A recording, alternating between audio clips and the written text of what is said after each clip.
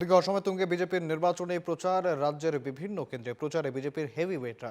অসমের প্রচারে আসেন প্রধানমন্ত্রী মোদী, স্বরাষ্ট্রমন্ত্রী অমিত শাহ। এছাড়াও তালিকায় রয়েছেন কেন্দ্রীয় প্রতিরক্ষা মন্ত্রী রাজনাথ সিং, বিজেপি সর্বভারতীয় সভাপতি নীতিন নবীন প্রমুখ। 28শে মার্চ রাজ্যে আসেন অমিত শাহ। গুয়াহাটিতে রোড শো করবেন স্বরাষ্ট্রমন্ত্রী। 29শে মার্চ ঢেকিয়াজুলি ও টিহু কেন্দ্রে প্রচার করবেন অমিত শাহ। 1 এপ্রিল রাজ্যে আসেন প্রধানমন্ত্রী মোদী। অংশ নেবেন একাধিক নির্বাচনী সভায়।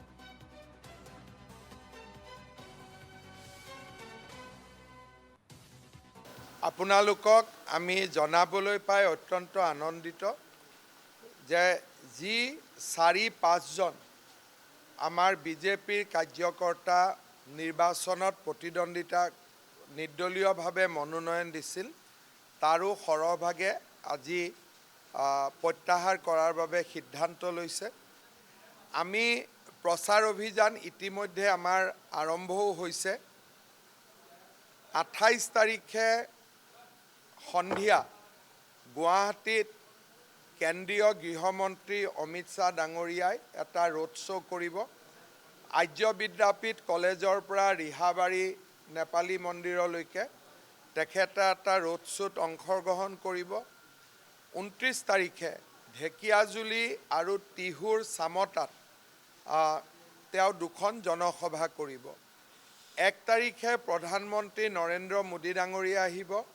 তেখেতে গহপুৰ আৰু গোগামুখত দুখন সমাৱেশ কৰিব। আৰু সময় কম কাৰণে বাকী আমাৰ প্ৰতিৰক্ষা মন্ত্ৰী ৰাজনাথ সিং ডাঙৰীয়া আহিব, তেওঁ এখন মিটিং কৰিব। নীতিন নবীন ডাঙৰীয়াই দুখন মিটিং কৰিব। শিৱৰাজ সিং চৌহান ডাঙৰীয়াই এখন মিটিং কৰিব। সময়ৰ অসুবিধাৰ কাৰণে এইবাৰ বহুত মিটিং আমি কৰিব নোৱাৰিম, কাৰণ কেম্পেইনৰ কাৰণে সময়ো বাছি থকা নাই। সেইকাৰণে অভাৱনীয় ৰিজাল্ট হ'ব, বাউণ্ডৰীত নাথাকে, ছিক্সাৰ হ'ব।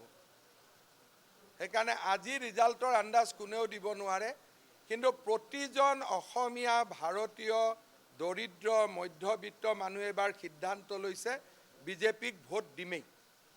এতিয়া আমাৰ হাতত আৰু ইলেকশ্যনটো নায়েই, ৰাইজে নিজেই লৈ লৈছে ইলেকশ্যন। দিছপুৰ সমষ্টিটো মিনিমাম 80,000 ভোটত জিকিম। মিনিমাম 70ৰ পৰা 80,000 ভোটত আমি লিড ল'ম। আজি লিখি লওক আপুনি, দিছপুৰ সমষ্টিত 70 to 80।